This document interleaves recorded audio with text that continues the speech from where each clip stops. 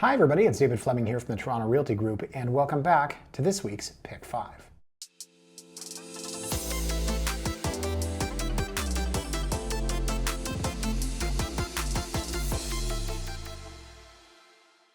Now, funny story, if you will. I have clients that reached out and said they want to start their home search in the Midtown Toronto area. They said that they want to avoid, quote, older homes. What I didn't understand was that their definition of old is anything from before 2010. Yes, these folks, of course, have grown up in the suburbs, where everything is essentially a subdivision. Now, if you trace back the roots of Toronto, I mean, the entire thing was a subdivision. I've written blogs before and shown advertisements of Leaside and Davisville Village, basically when they were subdivisions in the 1940s or 1950s, and they were just new homes built out in a field somewhere, and now, of course, well, the homes that we would refer to as older. Subdivisions have dominated the 905 over the last 25 years, and thus all of the people that grew up in those homes think of anything older than that as old. So it got me thinking, what is old in the city of Toronto? And in today's Pick 5, I want to show you the 5 oldest houses currently for sale in the city of Toronto.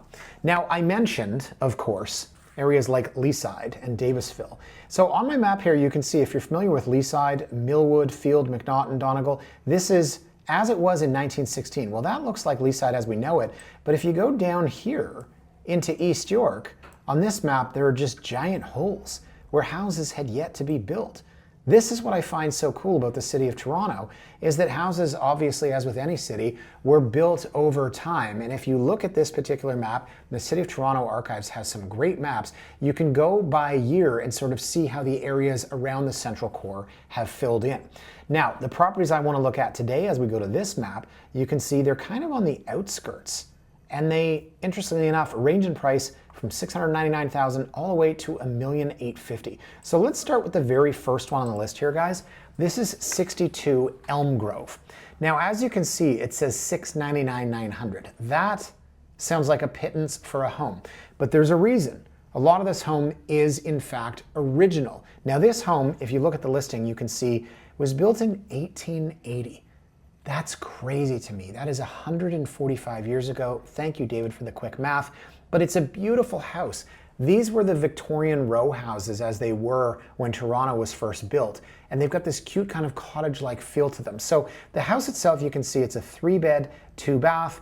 It's not going to have parking because back then cars hadn't been invented. What they will have with a lot of these properties is a laneway behind it. That was back then for the horse and buggy perhaps, or somebody delivering, I don't know, coal for the coal chute.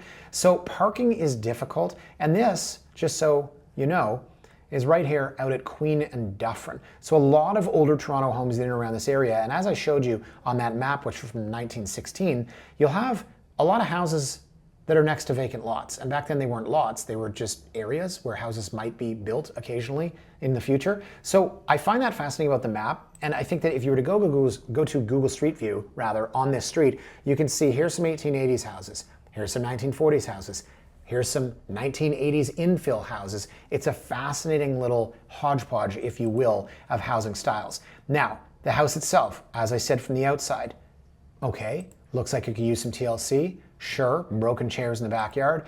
As you scroll through these photos, you start to say, wait a minute, there's no photos on the inside of the house.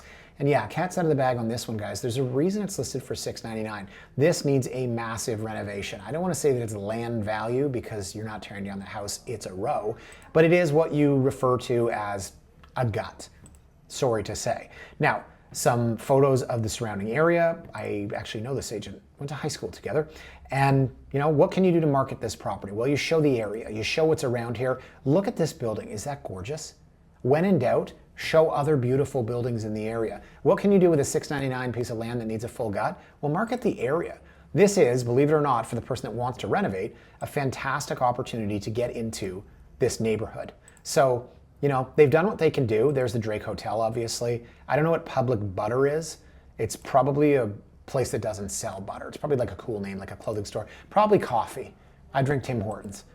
I don't need the bean roasted in front of me. But point is, and I make a lot of self-deprecating jokes, I'm not really familiar with the cool factor that's down in this area. I was 15 years ago, but this is where young people are gravitating to, and the young person that wants to get their hands into a property like this and actually build this thing is going to be very well off in the end. Now, I mentioned $699.9. This was listed for $799. This was previously listed for $899.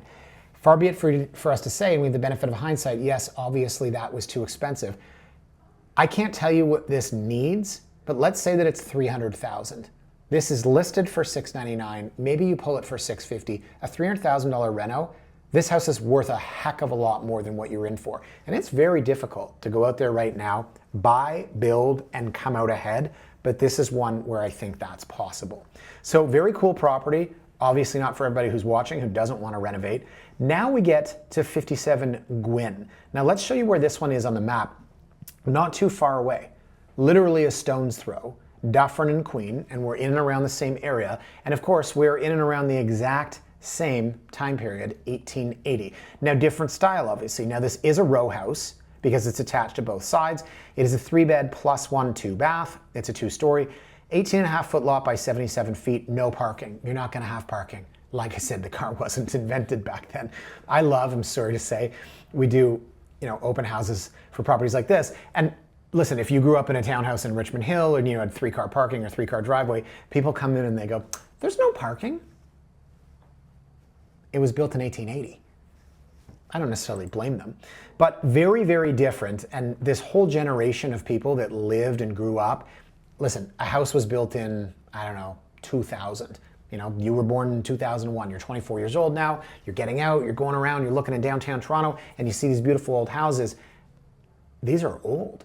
Like I said, the clients that told me they didn't want to buy anything that was built before 2010 at Yonge and Eglinton, sure, there's a lot of custom builds up there. But this whole generation of folks that grew up in these newer houses, these subdivisions outside the city, are going to come down and have no clue what to do with a house like this. Now, this is a very pretty house. Let's walk through it. It's not huge, keep in mind. These were not meant to be big when they were first built. In fact, this was probably owned by John Smith and his wife Jane Smith, and his dad's name was probably John, and his dad before him was named John. They probably had 9 children, and they made do in this house. That's how it was back in the day. You have to say back in the day at least 4 times a day once you're 45 working in real estate. So it's a 3-bedroom, as I mentioned. It's a 2-bathroom. There are certain things in houses like this you're not going to be able to get that you might see in newer homes. Ceiling height, for example. Okay, you can't replicate the ceiling height in a newer build. The layout, there's only so much you can do within the existing footprint because there are interior walls that are not freestanding. They're holding up your house. Then you get down to the basement, and I was going to say, in 1880, the basement was for what? Storing jars of pickle, right? For the long winter ahead. It was for the coal, how you heated your house. A basement like this, and you can see by this polished concrete floor, they've more than likely lowered this. If you're underpinning a basement in an 1880s home, that's aggressive and good for whoever did this. Now, I don't know, far be it for me to say, I haven't inspected this, but this ceiling height that you see here, you don't expect to get that in older homes. So it's kind of disappointing to me sometimes when I take a buyer to see this beautiful Victorian era home from the 1880s, and I'm like, oh guys, the basement's unfinished. Like, oh, that's too bad. Well, if it were finished, you'd have to be like 5'2" to get down there because that was not intended to be a living space in 1880. Jane and John Smith, as I said, and their 12 children, they were just fine in 3 bedrooms and 1 bathroom. So let's typecast here and say, based on the location, based on the price point, this is a young couple, they're a condo alternative, you have your backyard and your barbecue, you've got your little patio, you've got your greenery, you don't need a car because you do car share.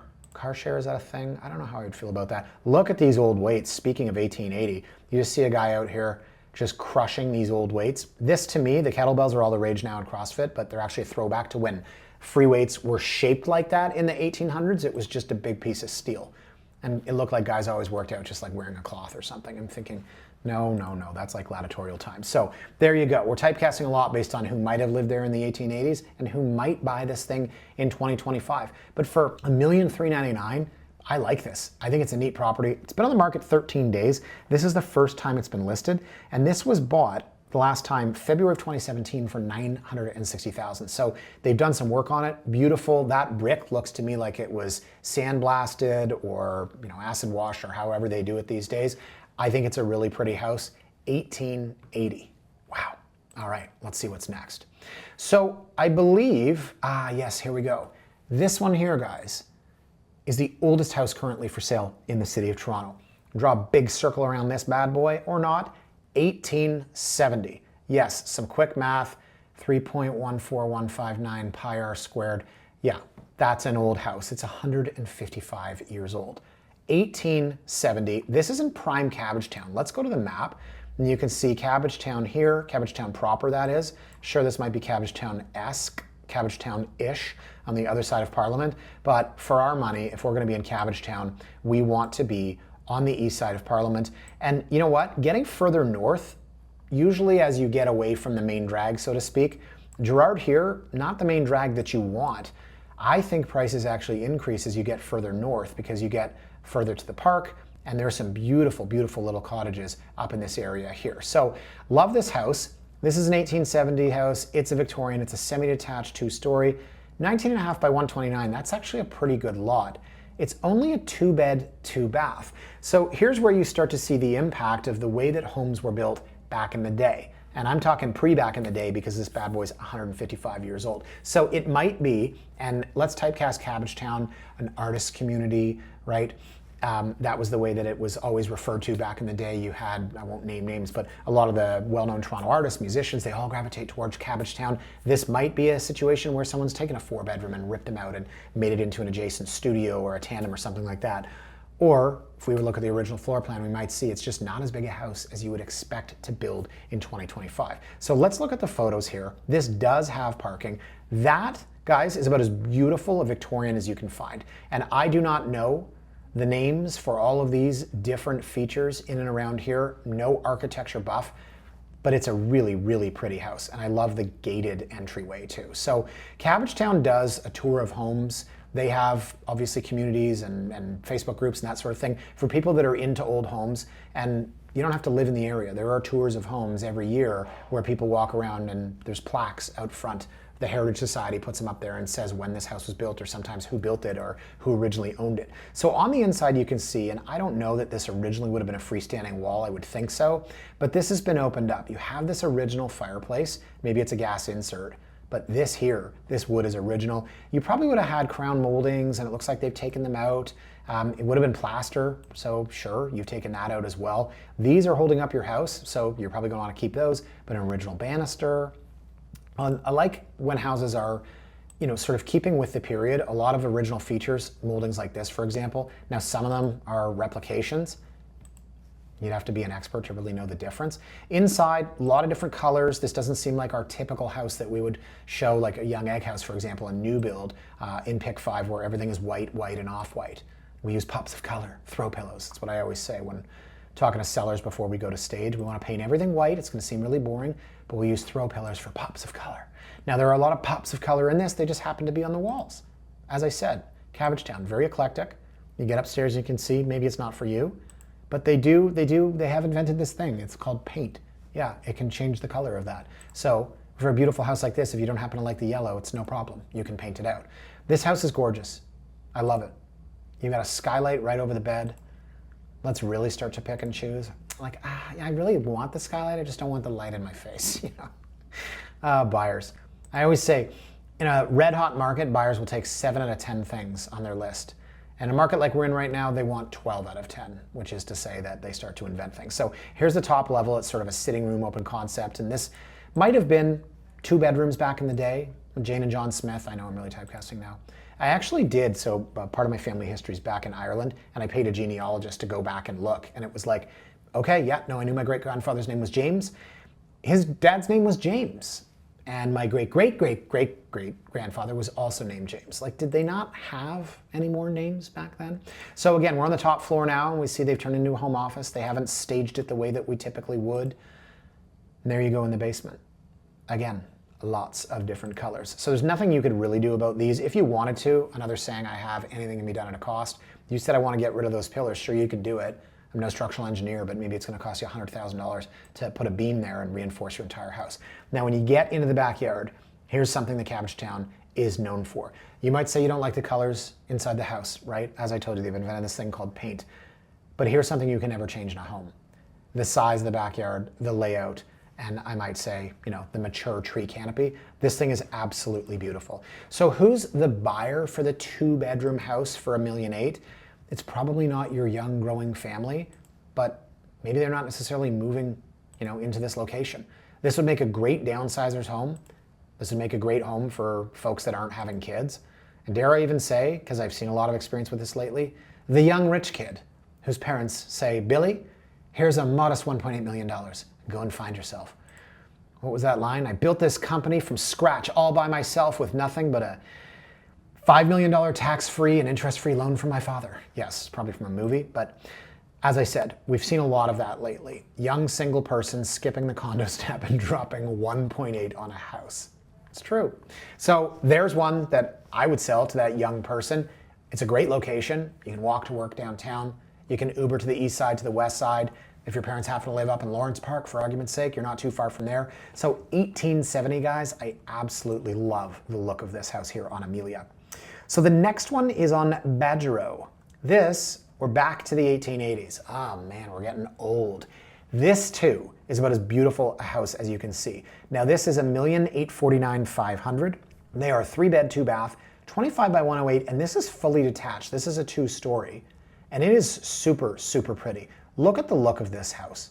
I need to take a course in architecture. I'm gonna write that down. See these here? This is a very classic looking, and now I'm off to a different type of home. These are probably 1890s. This would have been built in 1880. These were built in the 1890s, and then this is an Edwardian. This would have come along later. So you build this standalone back in what was effectively just a field out in the middle of nowhere.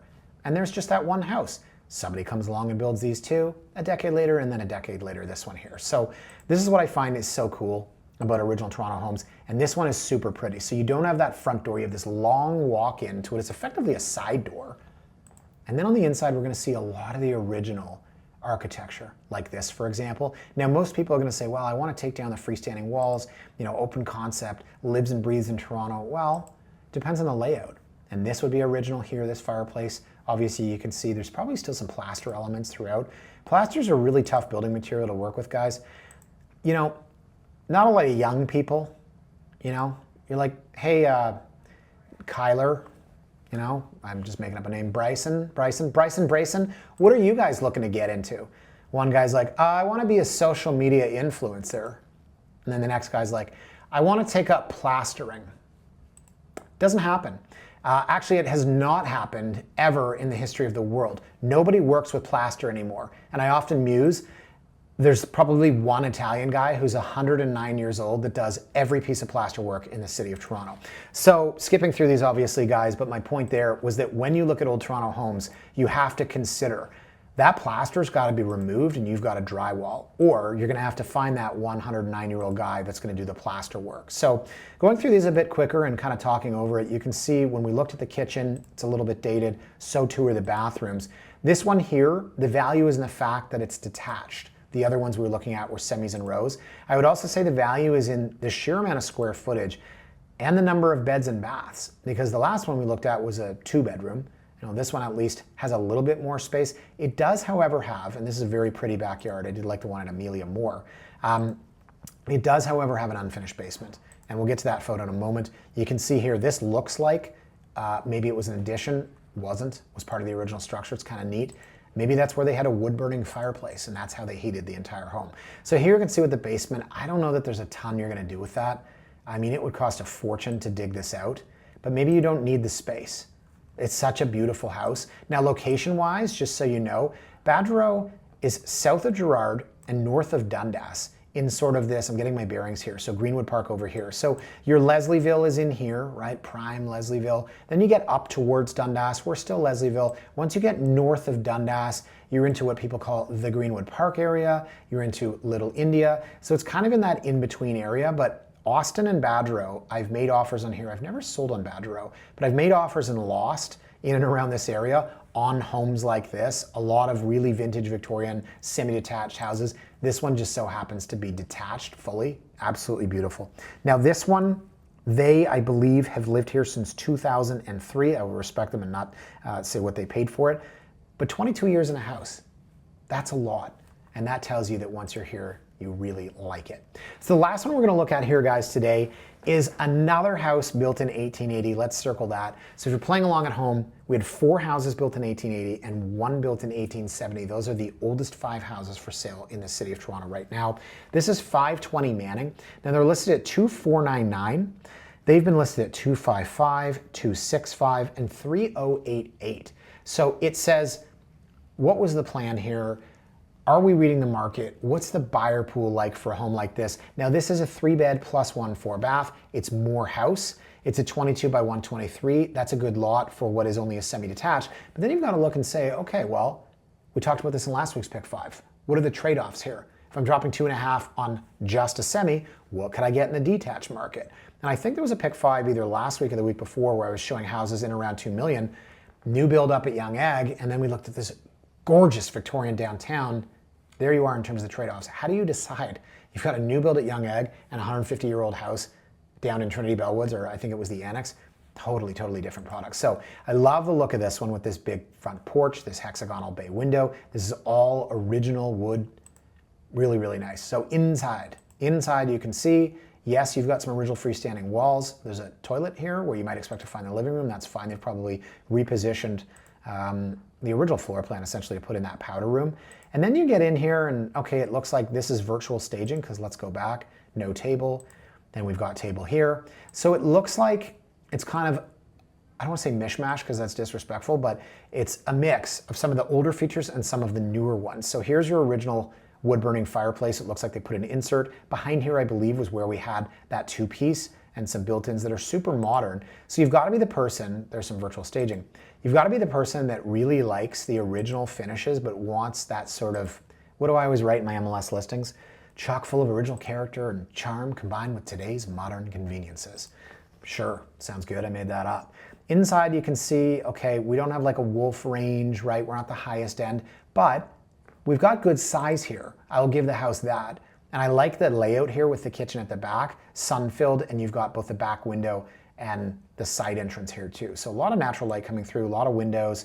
You can get a sense here of the flow, right? Here's our hexagonal bay. Here was what might have been a closet, and they put a 2-piece powder in there. Our living, our dining, and it's fairly well updated. And there you've got your original staircase and original banister. And there's only so much I can show you here because, as I said, we didn't stage this house. And by we, I don't mean me. I mean the folks that have it listed. So beautiful house, and I don't want to say that it's, a deal, but they've come down from 3.1. Like this is 2499. This is a lot of house, and it's a really good house. There you go. So that obviously wouldn't have been from the 1880 time period. Nice sliding door, probably also not from 1880. There you go, that's very cute. So it's a lot of house, and I do believe, if I'm not mistaken, the basement was pretty sizable in this one. So trade-offs, guys. See, look at the size of this basement. Would you rather have a better finished house, or would you rather have one that has more square footage? I always say take the things that you can't change. I'll take the square footage, thank you. I'll take the ceiling height, thank you. This one has that. So we're talking about trade-offs. I think there are some people that will say, I don't want to do anything. I just want the best finished house. And then there are folks that'll say, hey, you know what? This had some quirks. It had some finishes I didn't love. Maybe it had laminate and I want hardwood.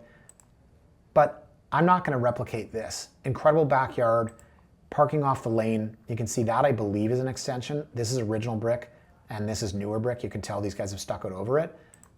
Or maybe, tough to tell. I think this is an extension, but the fact that they have one right next door tells me it might be like the one that we saw 2 properties ago with that yellow siding. So there you go, laneway, probably a 2-car garage, right? Or there you go, 2-car parking pad. So it's a lot of house. It's a really, really pretty house. And dare I say now, 65 days in the market and they're at 2499, but they've come down big time from where they initially were. This is a really, really special property. Let's take a look at the map. Yeah, that's an amazing location. Like prime Harvard Village, right? You're just off of Harvard. Here's Bathurst and around here. And here's where we, talk about Harvard Village, the Annex, Seton Village, Bickford Park. My God, Mervish Village too. All these areas really blend together. So there you have it, guys. The 5 oldest houses for sale right now in the city of Toronto. 4 of them from 1880, 1 of them from 1870. All of them absolutely breathtaking. Maybe the first one, I wouldn't use the word breathtaking. From the outside, of course, that thing needs a reno. But I've always wondered, and I live in a relatively new build, what would it be like to live in an old Victorian home? As an occupational hazard, because I work in real estate, I'd love to live in the cool guy loft. I'd love to live in that big, massive brick and beam hard loft. I'd love the new build. I'd love it modern. I'd love it traditional. And I'd love an old vintage Toronto home. Unfortunately, I'm just going to have to settle for looking at them in pick 5. Anyways, guys, that is it for me for this week. Thank you for watching. As always, if you'd like to have these emailed to you directly, please go ahead, go to torontorealtyblog.com and sign up on pick 5. You'll get an email every Thursday when we launch new episodes. Thanks for watching again, guys. Have a fantastic weekend, and we'll see you next week. Bye for now.